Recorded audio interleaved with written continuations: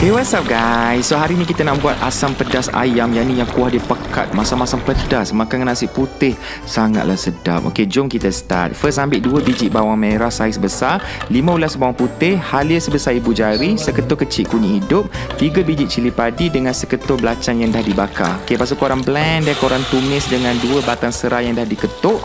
Masukkan cili kisar. Yang ni lagi merah, kuah dia lagi cantik lah kita punya asam pedas ni. Okey, bila dah pecah minyak, masukkan 1 ekor ayam. Mana ayam yang keluar. And then letakkan garam, seasoning and everything. Masukkan air sikit untuk bagi dia berkuah sikit. Lepas tu korang tambahkan 1 sudu paste asam jawa, daun kesum dengan bunga kantan ni nak letak banyak-banyak pun tak apa. Lagi banyak lagi sedap. Lepas tu bila kuah dia dah mula pekat sikit, korang masukkan 1 biji tomato dengan kacang bendi. Okay, kacau lagi, lepas tu siap lah. Itu je.